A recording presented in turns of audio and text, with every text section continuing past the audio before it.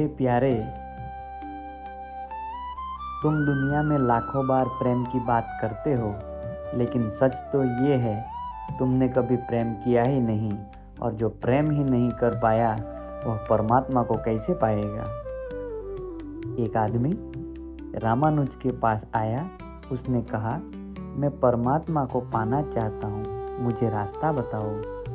रामानुज मुस्कुराए और बोले, पहले मुझे ये तो बता, तूने कभी किसी से प्रेम किया है? आदमी चौंक गया, बोला, प्रेम? नहीं, मैंने कभी नहीं किया, लेकिन इसका परमात्मा से क्या संबंध? रामानुज ने कहा, जिसने मनुष्य से प्रेम नहीं किया वह अनंत से कैसे प्रेम करेगा? जिसका दिल किसी इंसान पर नहीं पिघला वह ईश्वर पर कैसे पिघलेगा? फिर रामानुज ने उसे बैठाया और कहानी शुरू हुई।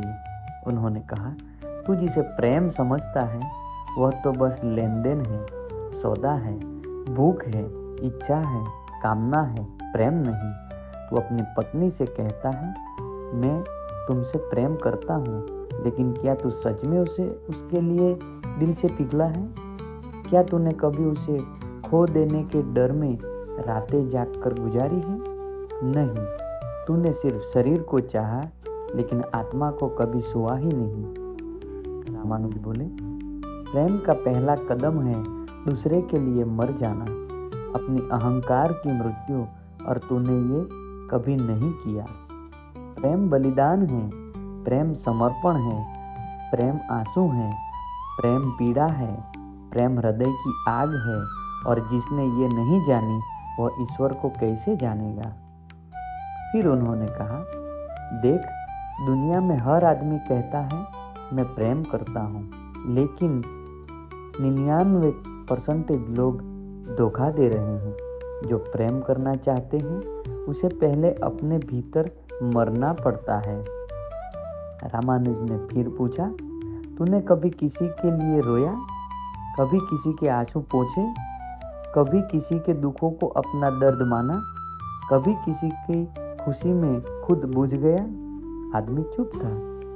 रामानुज ने गहरी सांस ली और बोले, यदि तूने पत्नी को सच्चा प्रेम नहीं किया तो बेटे को कर, अगर बेटे को नहीं किया तो माँ को कर, माँ को नहीं किया तो किसी अनाथ को कर, किसी को भी कर, एक बार, बस एक बार सच्चा प्रेम कर ले। भावना बढ़ती है, क्योंकि प्रेम वही पुल है जो मनुष्य को परमात्मा तक ले जाता है। फिर रामानुज खड़े हुए और बोले, जब तू प्रेम करना सीख लेगा तब परमात्मा खुद आकर तुझे खोज लेगा, उसे ढूंढने की जरूरत ही नहीं पड़ेगी। यदि प्रेम है तो परमात्मा निश्चित है, यदि प्रेम नहीं तो और कुछ भी नहीं। याद रखना, परमात्मा कोई चीज नहीं है कि मंदिर में मिलेगा, ग्रंथ में मिलेगा या तीर्थों में मिलेगा।